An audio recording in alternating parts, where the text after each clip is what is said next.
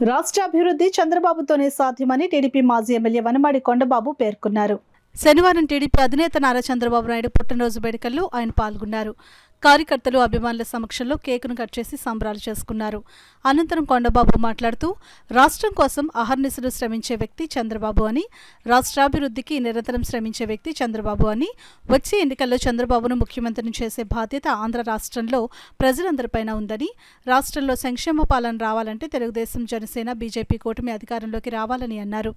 అమరావతి రాజధాని రూపకర్త, ప్రజా సంక్షేమం కోసం పాటుపడే విజన్ గల నాయకుడు చంద్రబాబు అని పేర్కొన్నారు.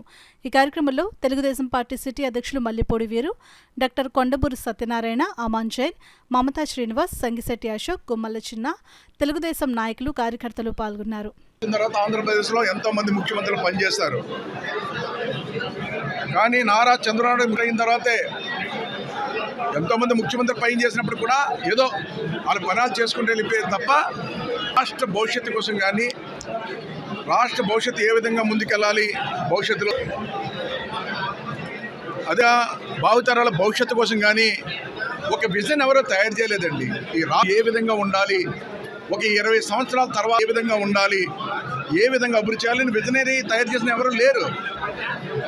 ఆయన చేశారండి. 2020 నాటికి ఈ రాష్ట్రాన్ని స్వర్ణాంధ్రప్రదేశ్గా తీర్చిదిద్దని చెప్పారు. ఆయన ఒక విజన్ తయారు చేశారు. తయారు చేసిన తర్వాత మనకి మీ అందరికీ తెలుసు, రాష్ట్రం విడిపోవడం కూడా జరిగింది. కానీ ఆయన తయారు చేసిన విజన్ అండి అనుకున్న తరటుగా జరిగిందండి. రాష్ట్రం స్వర్ణాంధ్రప్రదేశ్గా ఏదైతే తీర్చిదిద్దాలనుకున్నారో దాని ఫలాలు మనం విడిపోయిన తర్వాత తెలంగాణ వాళ్ళు ఈరోజు ఎంజాయ్ చేస్తున్నారు. అనుకున్న ఆంధ్రప్రదేశ్ అక్కడ కనిపించిందని కూడా ఈ సందర్భంగా తెలియజేస్తున్నాను.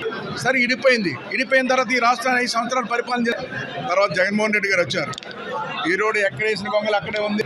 రాష్ట్రం 20 సంవత్సరాలు వెనక్కి వెళ్ళిపోయింది. ఆంధ్రప్రదేశ్ ఇడిపోయిన తర్వాత 20 సంవత్సరాలు వెనక్కి వెళ్ళిపోయింది. అలాంటి దాన్ని ప్రతిపక్షంలో ఉండి ఆ విజన్ పాడవుతుంది, భావితరాల భవిష్యత్తు దెబ్బతింటుందని పోరాటాలు చేస్తుంటే అలాంటి ఆయన కూడా జైల్లో పెట్టాడు. మీ అందరికీ తెలుసు. జైల్లో పెట్టినా సరే ఎక్కడ చేయకుండా బయట మొన్నలను నింపి ఈరోజు ప్రజల్లో ఒక ధైర్యాన్ని కల్పించి ఈ రాష్ట్రం కాపాడుకుందాం, భావితరాల భవిష్యత్తు కాపాడుకుందాం అని మళ్ళీ ఒక విజన్ తెచ్చాడు ఆయన. ఈరోజు విజన్ కూడా పేలేరు. ఈ రోజున భగవంతులు ఉన్నాయి, ప్రజల ఆశీస్సులు ఉన్నాయి. అందరి ఆశీస్సులతో ఈ రోజున ప్రజలు కూడా ఆశిస్తున్నారు. ఈ రోజున ఆశీస్సులతో ఏదైతే ఆయన విజన్ తయారు చేశారో 2029 నాటికి ఆ విజన్ మనం సాధించిపోతున్నాం. దానికి ఆయన ముందుకెళ్తున్నటువంటి ఈ తరుణంలో ఆయనకి భగవంతుడు ఈ పుట్టినరోజు సందర్భంగా ఆయురారోగ్యాలు ఇచ్చి భగవంతుడు చల్లగా చూడాలని మనస్ఫూర్తిగా మీ అందరి తరఫున కోరుకుంటూ